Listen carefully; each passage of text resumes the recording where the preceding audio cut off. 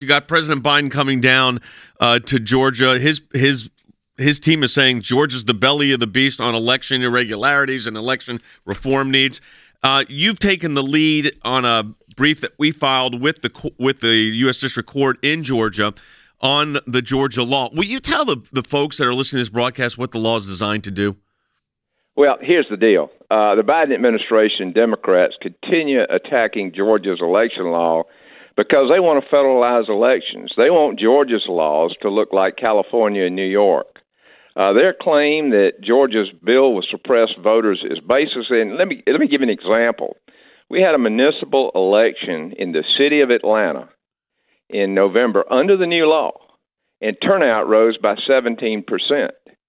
In fact, it's easier to vote in Georgia than it is in the president's home state of Delaware. Major League Baseball moved the All-Star game out of Atlanta to, I think it went to Colorado, which had a more restrictive voting issues. Georgia had more voting for absentee and bigger windows of opportunity. Meanwhile, by the way, the poetic justice in all of that is the Atlanta Braves are the World Series winners and the University of Georgia won the college football championship. But just to make the point, this idea that the politics of this, Congressman, are what's so outrageous here. What Georgia has done in its election law is no different than every other state, including states in the Northeast that are supposed to be the paragons of virtue of voting, are more restrictive than Georgia, including Delaware, as you said, President Biden's home state.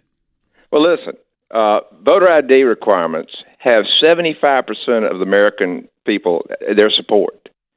Prohibiting government entities to mail unsolicited absentee ballot applications and regulating the use of absentee drop boxes and ballot harvesting is illegal in the state of Georgia.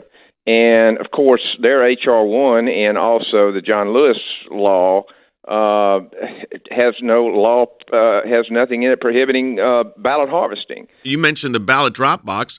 Our senior counsel, Andy Economos here, who's in Atlanta, and has said many times on this broadcast, it's worth repeating, there were drop boxes all over the city of Atlanta with no security needs and no security around it, no one knowing who was putting things in there or not putting things in there. And requesting an ID is now you can't get into the Justice Department building without showing your ID.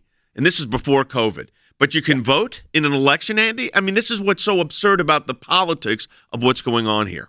You cannot get on an airplane. You cannot go into a hospital or a clinic facility.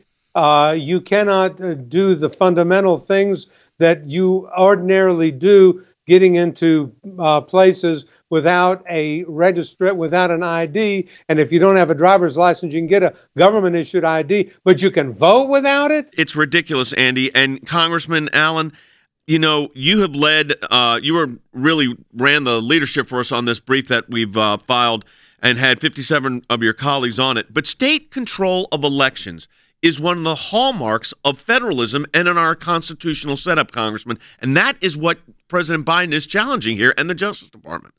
Well, let me tell you this. The Senate's over there wasting a lot of time on trying to ram this federal takeover of elections down the American people's throat. Let me tell you something. You don't think the states are going to sue the federal government if they pass that law and the president signs it? Of course. And then it's going to go to the Supreme Court. And then I think the Supreme Court is going to uphold the Constitution. So what they've done is they wasted all this time. They've beaten Joe Manchin and sent them up, and have accomplished nothing. And we've got big problems in this country that need to be dealt with. And they're ignoring the problems and trying to ram this down our throats.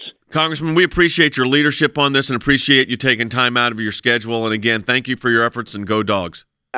Great. I was proud to work with you, and y'all keep up the great work. Thank you. Thank you, Congressman Allen. We appreciate it.